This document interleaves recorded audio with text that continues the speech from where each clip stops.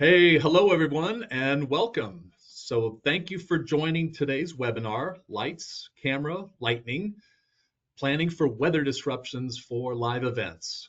I'm Wynn Williams, and I'm a Senior Vice President of Hub International's Risk Services Division and the Risk Services Leader for the Hub's Entertainment and Sports Specialty Practice. Today, we're bringing together risk and event safety experts to share practical strategies for managing severe weather threats in sports, film and TV production, live entertainment, music festivals, and any other live events. So today we'll be talking about severe weather, what it is, how it can impact your live event. We'll talk about why it's important to plan for potential weather events, and we're going to dig into how to put together a weather preparedness plan. So, a couple of housekeeping items before we start. This webinar is being recorded, and all registrants will receive a copy of the recording within the next day or two. If you have any questions for the panelists, please type them into the chat box at any time, and we'll answer as many as we can live, and follow up on any that we don't get to. When the webinar ends, you'll see a brief survey pop up, so please take a moment to fill this out, as we truly value your feedback to help us improve. So, without further ado, I'm excited to introduce today's panelists. So, Mona Grabowski is Vice President for our Entertainment and Sports Division here at Hub International. So, Mona, welcome. How about you tell us a little about yourself? Thanks, Wynn. I've been in entertainment since 2004. I joined Hub in 2011. Last 10 years, I've focused primarily on live events, so music festivals, experientials, large tours, and that's really my sweet spot is music festivals. Super passionate about safety at live events. So thank you for having me. Excellent. Thanks, Mona. Thanks for being here. Next, we have Kevin Mahoney, and he is an operational meteorologist and risk communicator with DTN. Kevin, welcome. Yeah, welcome. Thank you for having me. And I'm also a certified consulting meteorologist through the American Meteorological Society. But as far as weather support around live events, I've been doing that for about 5 years, but a professional meteorologist for 10. And currently lead our weather risk communicator team at DTN that really specializes in that live event weather support planning during the event and post-storm of the event. So excited to be here. Excellent. Thanks for being here, Kevin. And last but certainly not least, we've got Jim Digby. Jim is the president and founder of the Event Safety Alliance. So, Jim, welcome. Can you tell us a little bit about yourself? Hi, Wynn. Thanks for having me. You just kind of did. I am the president and founder of the Event Safety Alliance.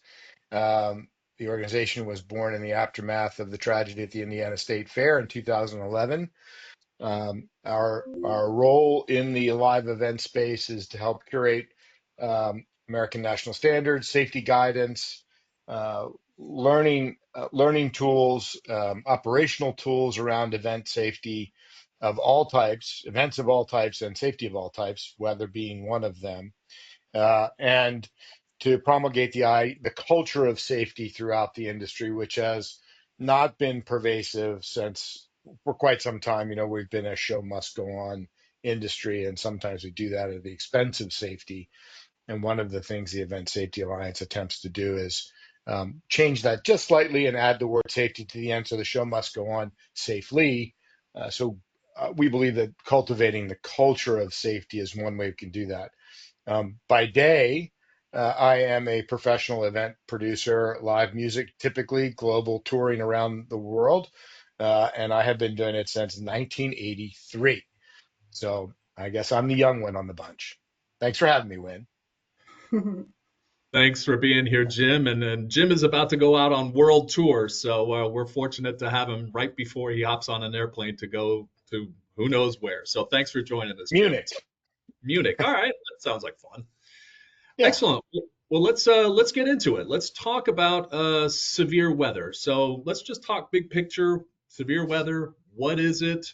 And maybe I start with you, Kevin. Just big picture. Are you seeing any sort of trends or climate shifts in the U.S. or other places? Sure, yeah, and severe weather is that's kind of a wide open question because severe weather, as far as impacts to our everyday lives versus a live event, can be vastly different. At a very high level, climatologically, there has been some noted studies, and I'll kind of focus maybe on tornadoes, the very extreme severe weather, but there's been some noted shift of maybe like the traditional tornado alley, from North Dakota to Texas, actually kind of shifting eastward into the Ohio Valley and Deep South. Now, it's not to say the Ohio Valley and the Deep South haven't seen large tornado outbreaks. Think the 1974 super outbreak, 65 Palm Sunday, April 27, 2011, unfortunately. Long-term average counts haven't really seemed to change, but that shift of maybe where it's impacting, and when you go further east, there's more cities, more towns, more people. Now you have higher impacts.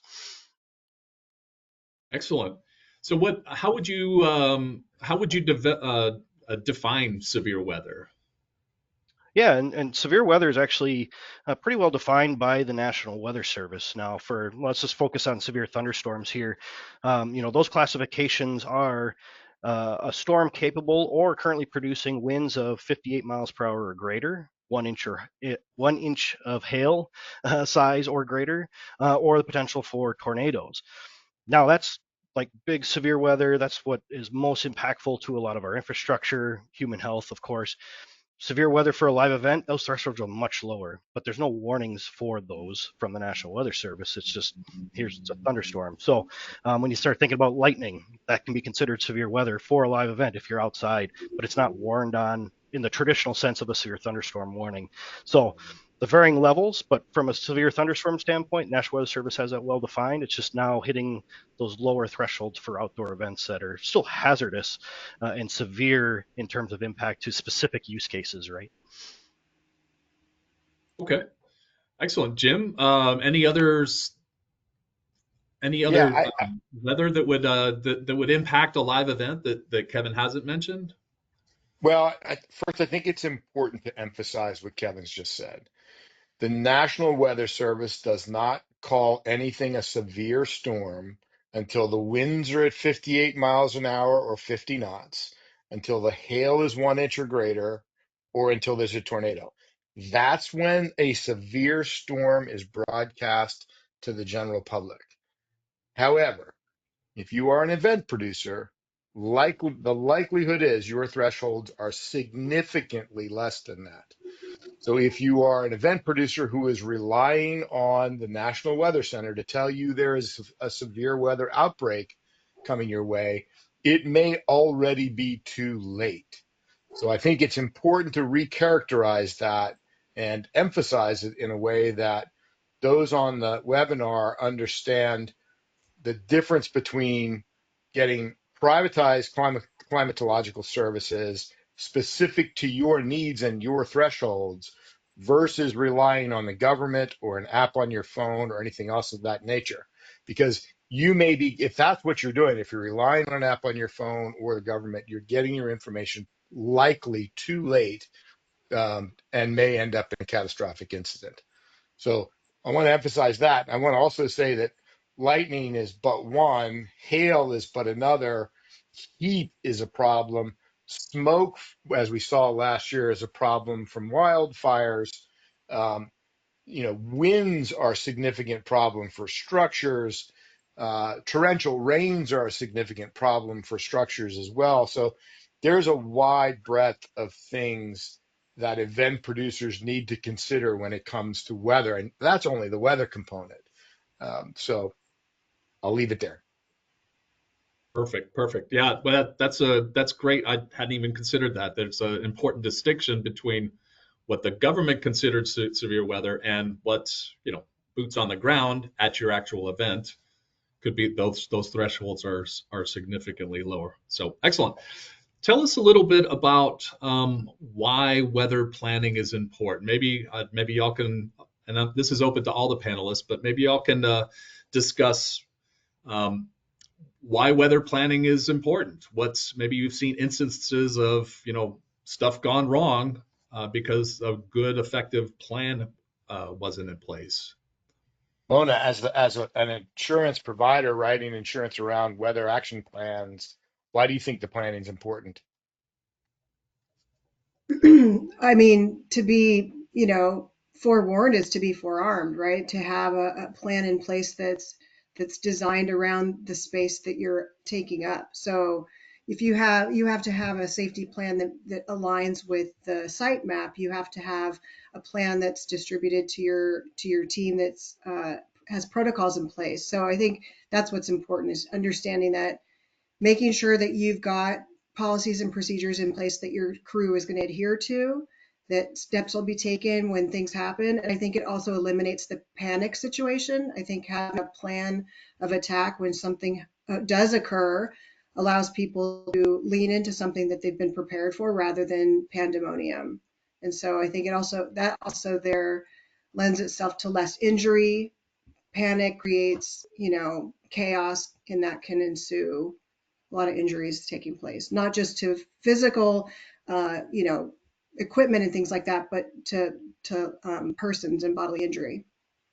Are you able to write insurance for an event producer that doesn't, a weather insurance specifically, that doesn't have a weather plan? Or is weather No, plan part of getting to that insurance policy? absolutely. Yeah. It's an underwriting So, requirement. And I so actually it's a would not, requirement. Yeah. right. And I would work with a festival that didn't have an event safety plan in place. And I've met and worked with festivals that don't, early stages festivals. And we love to work with them, partner with them, and help structure that with them through the Event Safety Alliance and other avenues. But definitely would, if there's a event promoter that is opposed to having an event safety plan, that would just not be somebody I would want to work with. Yeah, I think my answer to why have a plan is Indiana. Yeah. There Right. wasn't a plan in Indiana, and 7 people died needlessly in that event. There was a plan in one faction of the stakeholders. There wasn't a plan in other factions of the stakeholders, and none of the stakeholders had communicated to each other what plan or plan they did or didn't have. So if you need an example of what happens when you don't have a plan, you look no further than Indiana a mere 14 years ago. And there have been other incidents since then. But the one thing you don't want to do is be figuring out what your plan is as the storm is coming, as the hail Mhm. is coming down, as the wind is blowing the skins of your stage, for instance. So the plan is part and parcel of being responsible for your duty of care. It's part and parcel of being responsible to your audience. It's part and parcel of getting your insurance. And it's what reasonable people do. They have a plan. Perfect. Kevin, do you have any examples of what possibly went wrong, or flip side, what went right? I mean, maybe you can give us an example of something you've been working on, and this is open to all the panelists, but give us an example of a project you were working on where they had a plan and it had a happy ending. Yeah, I mean, boy, they have so much more experience than I do. If anything, and really hit, I think, everything on the head. Is have that plan. I think the most frustrating thing for me as a meteorologist, just meteorologists in general, and the rest of the weather community, is when there isn't that plan in place and there's a sudden, what do I do? You should already know, right? Hey, tornado warning hit. This is what it is.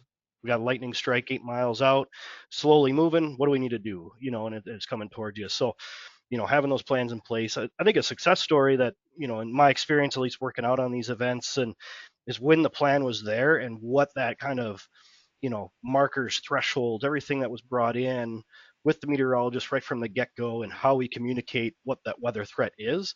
We can keep the show running knowing that that storm is going to stay away. And I had a successful event several years ago in New York City that was the case. I mean, large event, it's very difficult to get in and out of that particular location.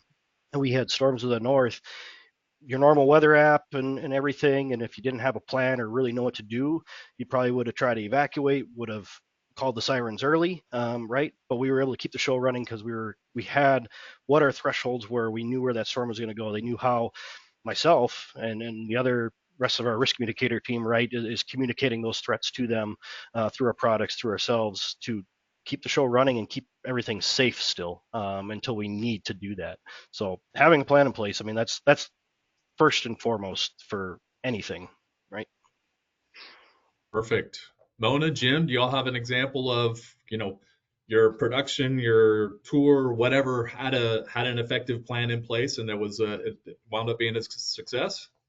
Yeah, I mean, I think to Kevin's point, the clients that I've had that have suffered losses that have caused postponement or cancellation or delay, those that have had implemented safety plans in place that were robust, it mitigated loss. So being aware of what's coming down the pike in terms of the resources that they're using and professional weather services allow them to be prepared and to mitigate that loss. So knowing that wouldn't have to shut a show down for more than maybe a 30-minute downpour or something to that effect is what the carriers also are looking for too. So having an understanding of what the expectation is if there is a weather surprise and what to do when that happens, being prepared, mitigating loss, all of that sort of goes hand in hand with your insurance placement. I Excellent. think the other thing to keep in mind, first of all, if you need a different kind of motivation, having a plan and proving that you've communicated that plan and you've worked that plan through all reasonable machinations makes it better for you. God forbid you have to sit in front of a judge, period. Hopefully that's not your motivation. But not having a plan and sit in front of that same judge, you're going to have a different kind of outcome. However, I think as event producers and stakeholders, as we all are on the call and in the room, we want to be able to produce that show. And having a plan isn't only about what do we do to cancel this show or what are the thresholds that cause us to cancel. Having a plan is knowing that there are thresholds that can cause a postponement and a restore on the same day. Knowing that if that storm, as Kevin was saying, is just outside the area of concern, although it looks bad, we can keep going because we're outside the area of concern. And you've predetermined that in your planning phase, and you determine what those thresholds are in your planning phase. So you can confidently continue with the exercise of the event if that storm is just on the horizon and outside your threshold of danger. We know from science that the lightning can reach out from any storm a good 10 miles, in some instances further. And that helps us to set a barrier ring of, well, we don't want to be closer than that if we've got 5,000 or 500 or 50,000 people in a field somewhere. So I think there are so many good reasons to have a plan, and there are really no good reasons to not have a plan. I think when you wanted to talk about what those plan components are, right? Well, yeah, for sure. I mean, say I'm an event producer, I'm brand new, I'm just now starting a festival. I'm focusing on a million other things, and I haven't even thought about a weather preparedness plan. Where do I even start? What does that look like? What does it include? What should I be doing? What should I be preparing for? So I'll throw it out. Yeah. Maybe I'll toss it to you, Mona, first. I mean, you mentioned that the carriers won't probably even look at my insuring my event. Is that right? If I don't have a plan? Definitely. That's just, I mean, especially if you're looking to place event cancellation coverage. So, we're looking at the event cancellation holistically. So we're looking for active shooter protocol. There's several components that go into your event safety plan in terms of what you're looking for from a weather safety aspect. You want to make a dedicated emergency management plan, that you've got a weather monitoring system that they're using that, I think Kevin had touched on in terms of like generally 30-mile radius evacuation plan that's designated places for shelter in place, high wind action plan, your stage capabilities and the wind capacity for your staging is critical and important to know. So all of that sort of goes into part of that weather section of your emergency action plan. Cool. So where do I begin, Jim? I mean, Well, What, what, luckily for you, the Event Safety Alliance, a nonprofit advocacy group for the live event industry, um, has crafted the American National Standard in a partnership with ESTA for weather preparedness, ES.1.7. So you can begin with referring to the American National Standard, an easy, light read, which helps guide you into the planning process and those things that need to be considered in your weather plan. And arguably, a fellow like Kevin, who is a risk communicator when it comes to weather, and DTN as a company are able to also help you understand what the tools are that you need in order to understand what your weather threats are and what you plan to with respect to those weather threats. So there are free resources available out there, not the least of which is the Event Safety Guide and these American National Standards, which are great starting places for planning. And then I would argue that there are tons of people who have been out there doing it for a while, myself included, who will happily help if you're stuck in the mud and need a place to start with getting your plan underway and what it is you should consider. excellent. What would be some of the, so I'm developing a written plan, a written weather preparedness plan. What are some of the key elements that I would want to include um, in that I plan? think that, yeah, the foundational information is where is your safe shelter? Okay. Um, how long does it take to get your audience to your safe shelter? Is that event symphony, which may have older audience members, which may take longer to get to that safe shelter? Is it a kid show? Does it take longer to wrangle the children to get the safe shelter? What is that show? Is it a show that inspires quite a bit of drinking, and is that going to add an additional layer of concern to get folks to safe shelter?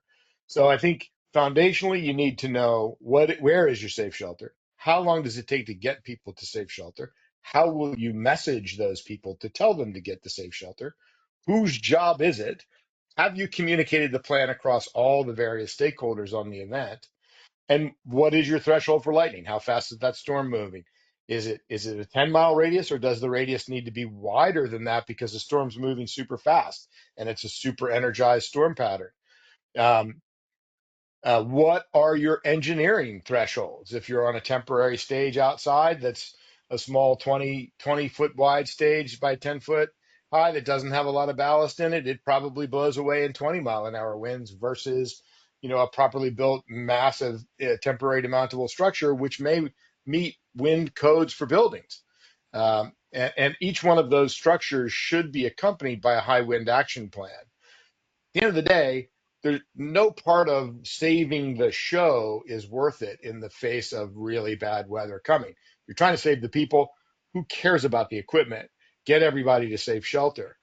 If the storm is something along the lines of moderate, well, then you can be communicating as you are asking people to evacuate to safe shelter, that the likelihood is we're going to return and finish this show or begin this show a little bit later. The storm cell is super small. It's moving super fast. We don't anticipate that it's going to do any structural damage to our infrastructure.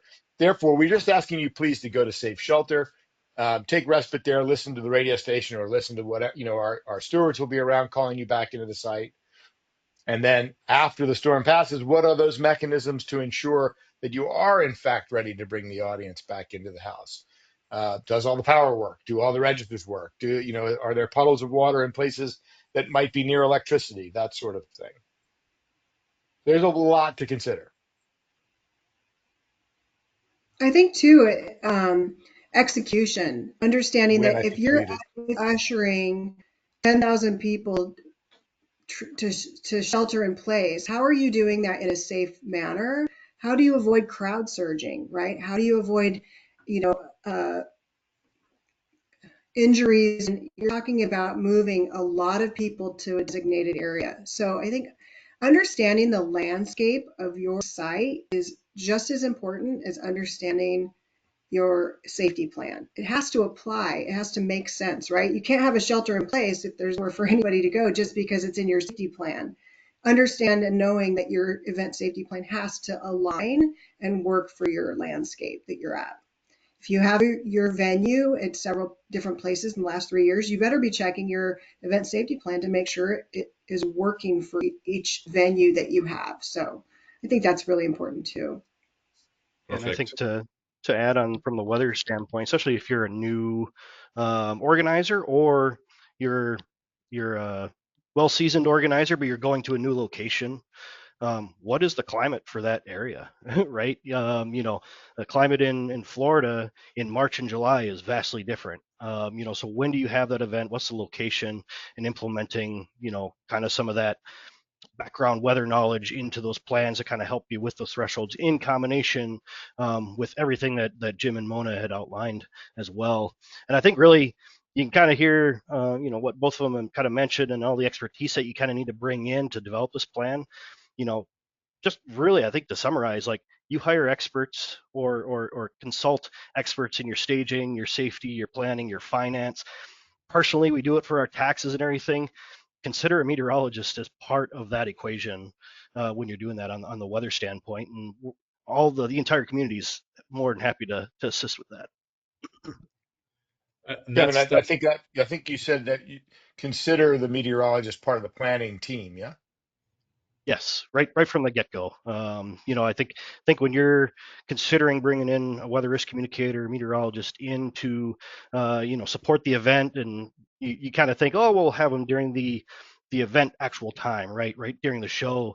Bring us in right from the start, because then we know what your plans are, how to better tailor the weather information, get those alerts out to your teams to get to your patrons in a nice, timely, smooth manner, so it's not all chaotic. Yeah. what, Kevin. I encounter this kind of all the time when I'm talking to event planners, but one, they're not aware that these services are available for the live events. But two, everybody has one of these, and everybody has an app on their phone. And it's like, why would I hire a professional meteorologist when I've got this? It buzzes whenever there's bad weather, or I can see all the fancy red stuff, and I know where I am, and I know where the blue dot is, and you know why why should they consider a weather monitoring service? No, I totally understand that, and the basic phone apps are great for your day-to-day personal kind of weather checks. Do I need a jacket today? Do I need an umbrella today? I mean, I use them. I'm a meteorologist, and I still use them just for quick little temperature checks, right? But really, for the true actionable weather intelligence, you need to put a little investment into those weather services, and utilizing meteorologists, because I think, as we started at the beginning, when does the National Weather Service issue those severe thunderstorm alerts or high wind warnings? It's at a much higher threshold than probably what your staging is capable of, your egress is for evacuation and everything. So working with a meteorologist that is actually tailoring the weather information to your specific use case, a basic weather app can't do that. Just plain and simple. Perfect.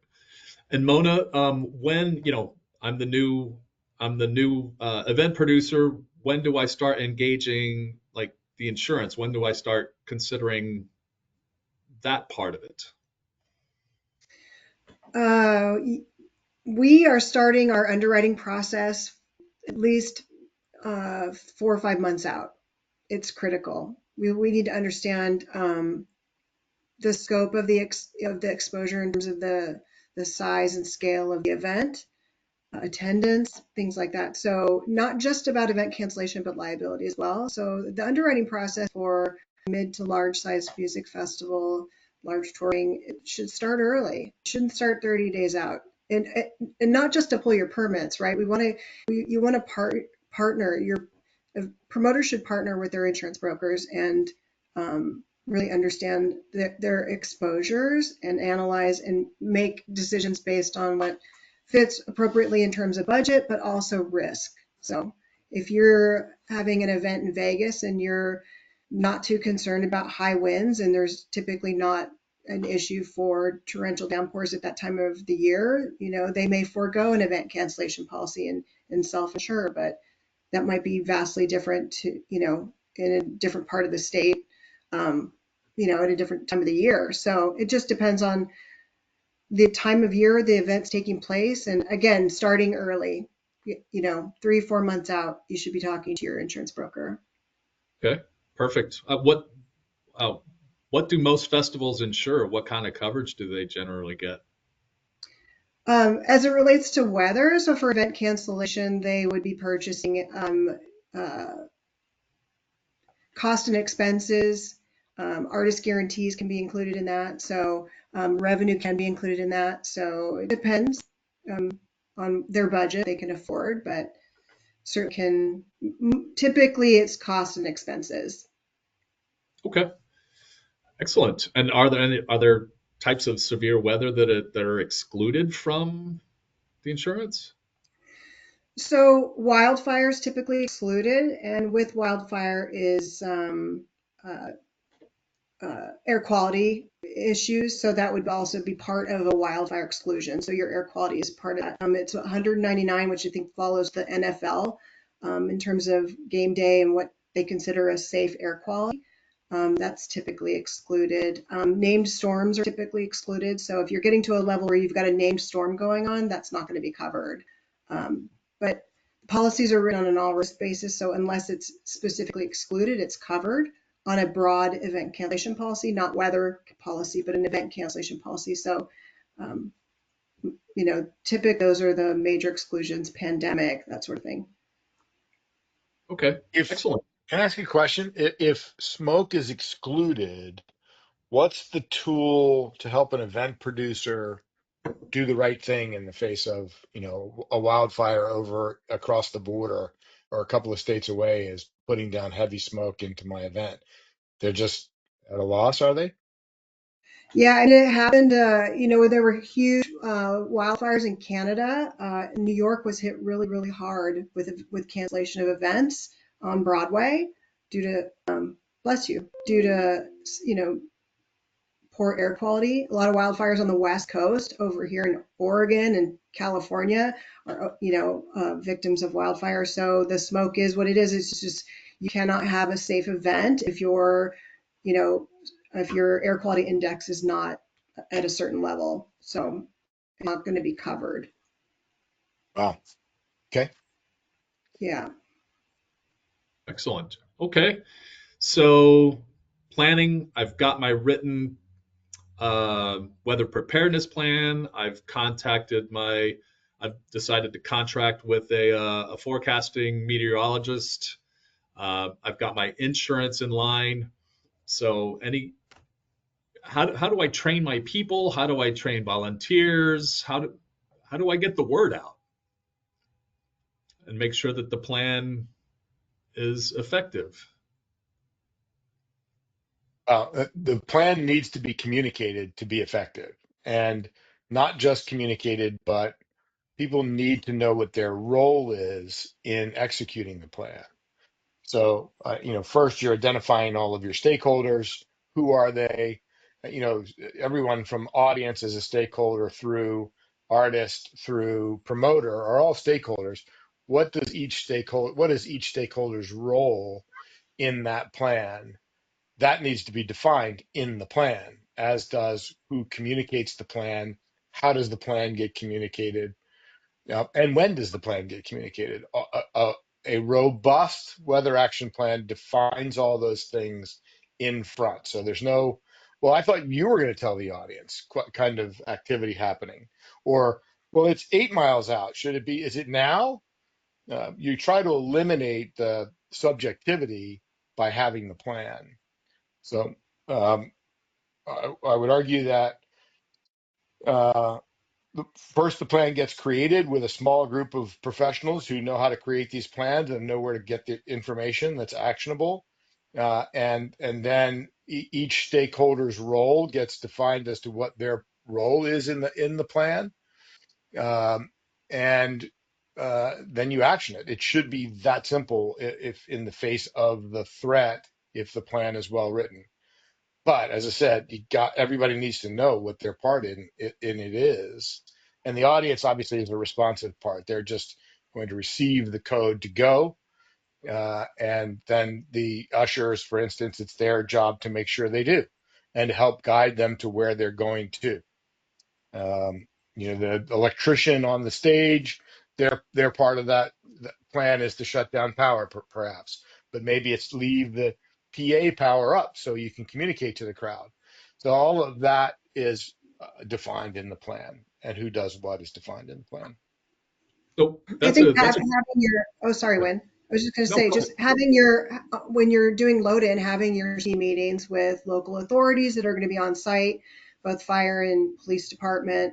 So, and defining roles, knowing who the showstoppers are, the designated showstoppers, there should be a minimal amount. Usually it's 2 or 3 people that are the only people that are allowed to stop that show, but they coordinate and work with the fire chief and local authorities to understand when it is the appropriate time to do that. And so that you don't have sheer panic and some random person running on stage saying like, everybody out. So just maintaining a level of understanding of everybody's role. To the point, everybody has a role, and stay in your lane. Know what that role is. Yeah.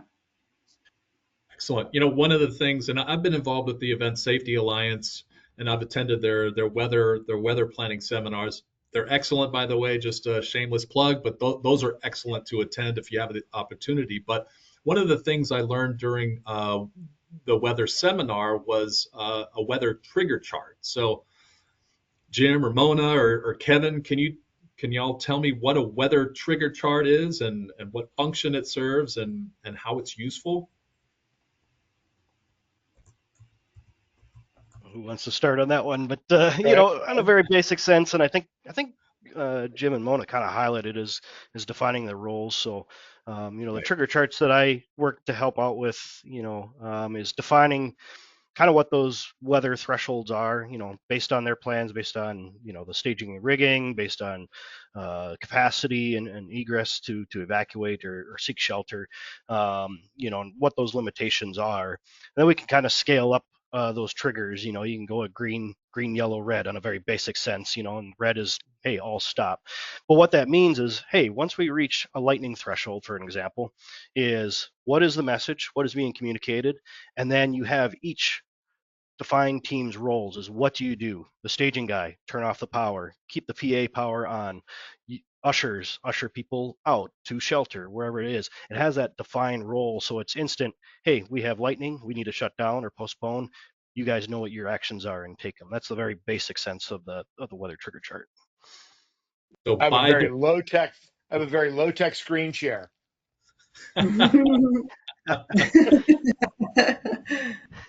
right. Available for free in the event safety guide.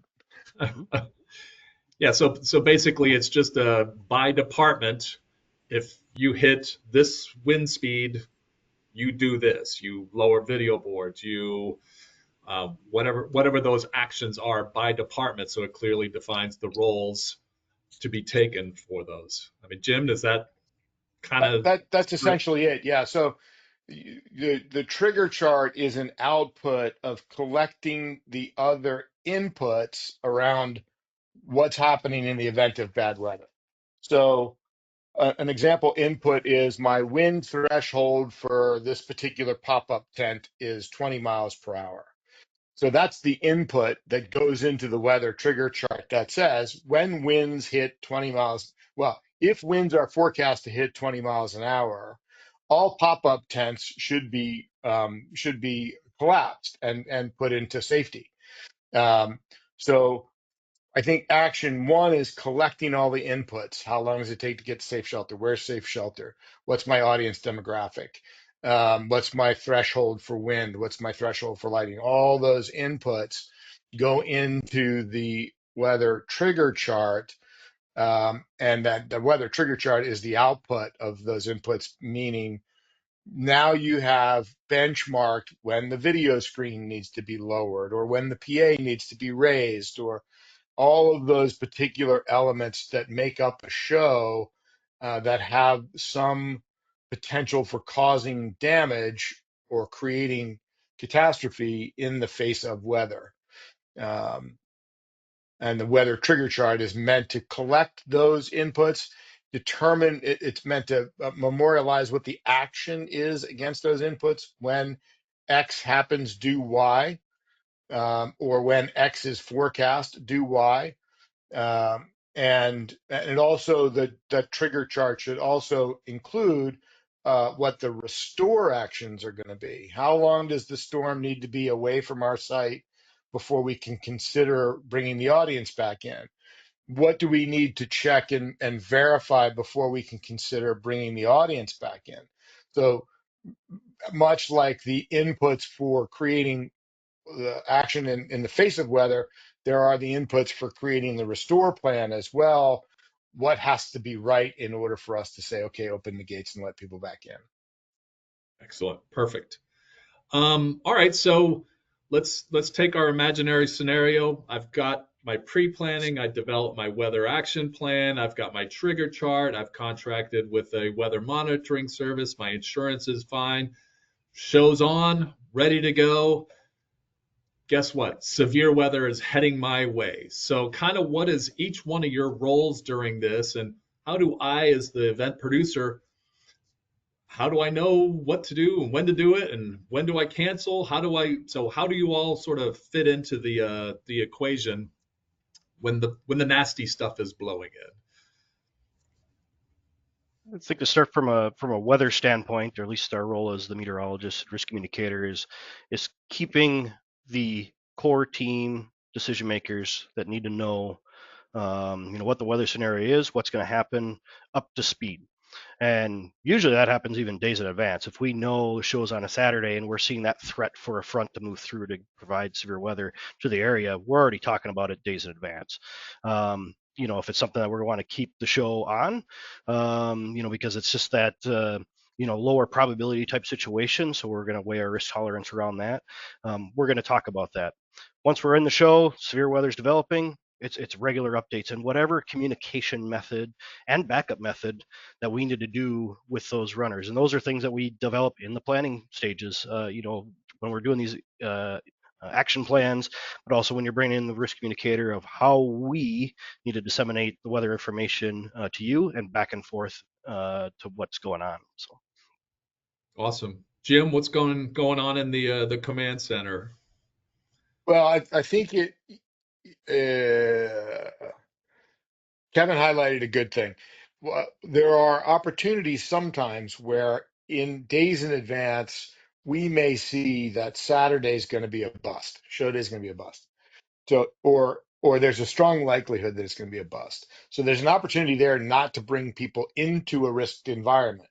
Meaning, if you know that and the confidence is high from the forecasters that it's going to do that, then communicating out through other mechanisms such to your ticket buyers, such as websites, radio, however, television, however that might be, don't even come to the site today. So you're keeping people from putting themselves in harm's way, which is a tremendous asset for having the forecast and the confidence of a forecast, a professional meteorologist, versus looking at your phone saying, "Oh, Saturday's got a lightning bolt in it." And I think the other thing of note is there are certain thresholds for tolerance that are weaker than others. Meaning, in the construction phase of a stage, there's a period where you're super at your weakest. That period when the roof is being lifted, or the cranes are putting up towers, or you're popping up the tent. Those are the most vulnerable moments, potentially, versus once the stage structure is completely pinned together and everything's anchored down and the water ballasts are full, you may have a greater threshold for weather impact. So I think your question, I think, was how do we action the plan? Well, first is you'll turn to page 1 of your weather action plan, and determine where you are in that, and alerting all of the decision-making stakeholders that you're in a situation where you're going to need to call a weather response. And in this case, that weather response is of a severity of, let's call it red, the worst of them, which means we're going to need to evacuate the crowd. So once you've communicated that with the key decision makers, you still have enough time because you've benchmarked in your action plan how much time you need to evacuate the crowd. So you then action the mechanism through which you evacuate the crowd. Maybe that's signs on the LED. Maybe that's somebody who knows how to address an audience, saying over a microphone, "Ladies and gentlemen, we're in the path for some severe weather. We need to ask you to go to safe shelter. In this instance, safe shelter is your cars, and just as a reminder, your parking lot's over there." Um, and then the follow through of that evacuation. So these things should not be happening in a panic because you've allowed enough time to do the evacuation, and the meteorologists have given you enough notice. It's going to get you, so you need to evacuate your team. Um, and then you follow the steps that are in your action plan to get everyone to safe shelter, including those who are the key stakeholders who are making the decision. And then you watch the storm go by. And then once the storm's clear, you determine whether or not you're fit for purpose to come back and do and re-engage. Or, sorry, folks, for today we're going to have to cancel. There's some things we need to fix, and we'll see you tomorrow, or whatever the plan is for restoration, or perhaps full-on cancellation. All the Excellent. while, I believe, keeping your insurance partner in the communication line as well. I was just going to toss it to Yeah. Mona. When should we be calling you? When there's a potential. So if we know there is a potential for cancellation, a postponement, you got to reach out to your broker. Your broker Gotcha. will align with a claims specialist with the carrier and get somebody appointed and on sort of in contact with the insured directly, and then understanding who the insured is talking to establish whether there is going to be in fact a postponement or um, a delay. And so are we talking to the fire chief, local authorities? Who are we working with to establish that and that it's a legitimate reason to postpone or cancel? They're going to want to know that. So we can't just rely, again, going back to the cell phone, we can't rely on your iPhone weather map to make that determination. Using your meteorologist is a perfect example of something that the carrier would want to know about. But we're here to support. So as the biggest priority is safety, right? Your insurance broker should just be supporting that process and then understanding like what is it going to look like? What is the claim going to sort of turn out to be? Is it just a postponement, a delay, or in fact a full cancellation? And so that's really the most important thing for you to do is when you think about your broker is just to make sure that they're notified. And then we'll take the steps necessary on the back end to make sure that the claims adjuster is involved. And if you need anything to help with that, we're going to support that. Priority is human life first, right, Mona? Right. That's right. Excellent. Perfect.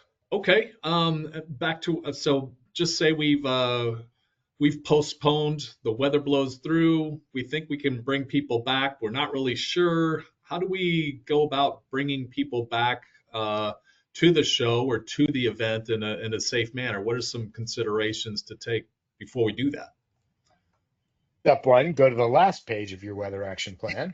that? And um, depending on how severe the thing was that came through, you may be in a position where if you're on a temporary stage outside, it just doesn't feel right. And just doesn't feel right is not a lot to bank on, but you need to have an engineer. If a really bad wind has come through and rocked the bones of the stage, the likelihood is you should have an engineer confirm that your stage is okay. The likelihood is that engineer is not on site, and the likelihood, therefore, is that you will not carry on that day. However, let's say it's moderate storm came through. There's been some lightning in the area. I think for me, the first thing we're doing is we're checking all systems, just as you would a launch of the space shuttle. Are all systems go? Is the power safe? Is the barricade still safe? Is the audience area safe? Have trees or debris blown into the audience area?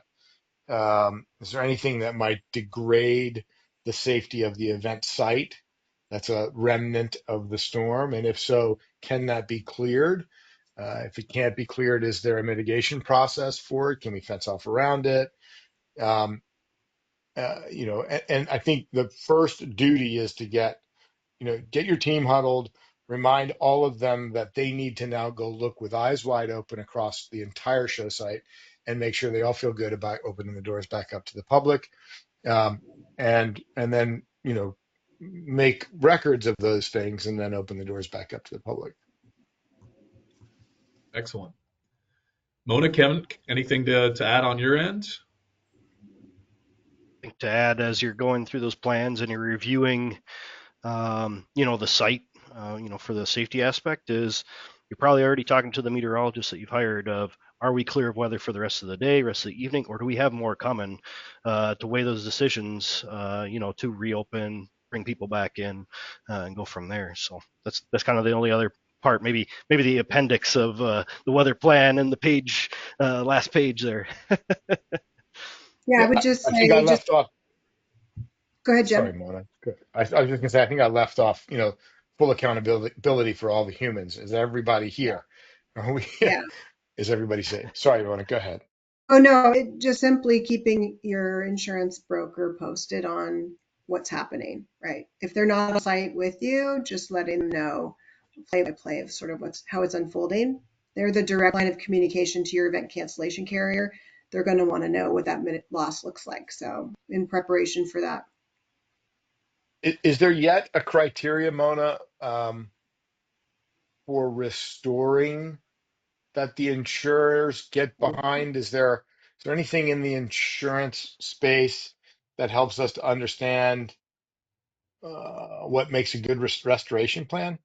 We're not there yet as an industry. We are not there yet. And yeah, I think Yeah. for the most part, we just sort of lean into local authorities to make the determination and, Yeah, that makes sense. obviously stage engineering and all of that, but nothing sort of established that's a baseline of what's expected to happen Sounds like a gap we yet, can try to fill. yet, yet. Yeah, that's right. So Mona, if I had to cancel my event, I'm bummed. We can't do it. I'm calling you, my insurance broker. What kind of stuff do you need from me as far as to help file a claim or things that I should consider while I'm still out, at the festival site? Yeah, I mean, it's in sort of a loss like that, I think just we obviously need written notification that we share with the carrier, um, no admission to liability in any way, shape, or form across the board, and let the insurance carrier come in and sort of lead the way. They'll help, shuttle you through the process of notifying ticket holders of refunds. And there's a process for PR and that aspect of addressing your fans. And so, yeah, so I think just, waiting patiently for the insurance carrier to really take the lead and help you with that process.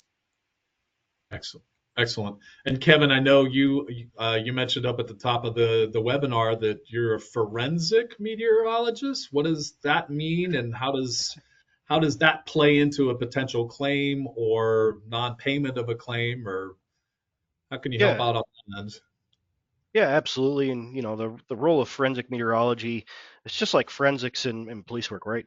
Investigate what happened from a weather standpoint. I can't say whether that weather, damaged the stage and everything. We're not the engineers, but hey, here was the weather scenario that occurred. Here was the timeline of events and everything. And a lot of us CCMs, a certified consulting meteorologists, work in this field as well, and then we do it more broadly here in our weather risk communicator group. And those storm reports are going to be used for maybe in that insurance claim. Hey, what happened when? How much rain occurred? Whatever the case may be. And likewise, even beyond that, there's sometimes where it's city officials and stuff. They need that information as well. From a government standpoint. So it's really putting together. Here's what happened, deliver it to the insurers. I've worked on both the insurance side and the event side, or whatever the client side is, of just, hey, here's what happened, provided an unbiased way, and then allow them to make the appropriate decisions from that. So Kevin, is it true that forensic meteorology might also help me in my site selection so that I can look back at a particular latitude and longitude over X amount of years, 10, 15, 20 years, and say on July 14th, this site always gets hammered by a lightning storm? Does that information exist?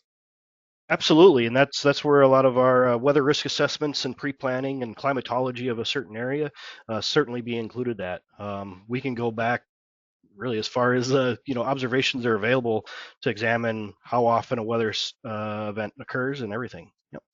That's also part of the forensic duties, right? I think, or is forensics only in the Yeah, aftermath of the storm? it kind of blends together. Got it. Anything that happens, the forensics and the climatology and the risk assessment is all kind of one part of this broader puzzle. Yep. Thanks for clearing that up. Mhm. Excellent. Perfect. Oh, perfect. Well, this has been excellent conversation. There's a lot to sort of digest based on this conversation, but what are some resources that I, as a new event producer, what are some of the resources that I should I should definitely check out as I'm planning or as I'm getting prepared to do my event? We saw one near Yeah. the high tech screenshot. That was the event safety manual, correct? The event safety guide from the Event Safety Alliance at eventsafetyalliance.org is downloadable for free, as are the American National Standards that we've helped to create to support our industry. And I have to really second that plug. We've worked with ESA for a long time as well as it got started, and putting all that together. I think additional, from just general weather information. If you're just starting out and you don't know anything on a weather standpoint, the National Weather Service has got a lot of great resources for kind of those initial toolkits. Weather.gov/safety. That's a good starting point. And then DTN, we have a few articles and brochures available as far as some of the weather risk standpoints and things to consider and case studies and everything as well. So Excellent. Good event producers also going to be familiar with the National Fire Protection Association's Life Safety Code 101, part and parcel of your duty of care in putting on an event. Excellent.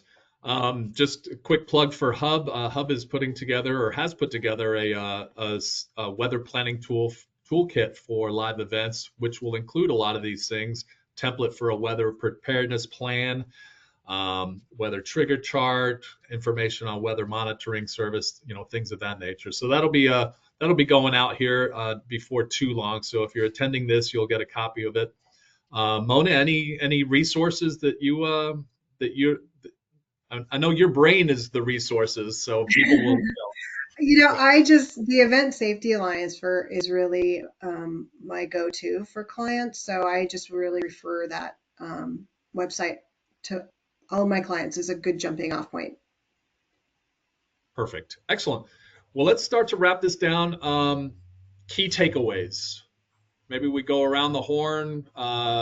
Mona, what's your one key takeaway or one or two key takeaways as you're planning for an event and weather related? Yeah, so I would say for your event cancellation, be sure that you are presenting your most up-to-date budget within 30 days of your event to carrier. And your budget cannot be cherry picked. It has to be your actual budget. I've seen claims that have fallen apart with inadequate budgets. So that's incredibly important. I would say read your policy, understand policy language, ascertain net loss is a calculation that the policies use, understand what that means when you're making a determination on what the type of coverages you're going to purchase. And then I would say your emergency action plan has to be part of your festival framework. It should be from the very beginning stages of your structure. So yes, that'd be my takeaways. Excellent. Kevin? yeah, and I think with that plan requirement and within that weather plan, I mean, key takeaway: have a weather service provider or a dedicated meteorologist, risk communicator, for your event, help you make decisions. They're really, if anything, the peace of mind that you don't have to think about that part of it, right? You have somebody that's an expert to help you with that. And then within the organization, designate someone in that organization that monitors inclement weather and responsible for the key weather decisions, even if they're the main point of contact with that meteorologist. Have that single source, and then Additionally, and I think we maybe talked about it a little bit earlier on the webinar, regularly hold training sessions and exercise with your staff and volunteers, especially around the weather emergency preparedness. I like to even host just basic weather one-on-one. What does this stuff mean? And having that there for your staff and all your organizers and stakeholders is super helpful. Excellent, Jim. What are your key takeaways?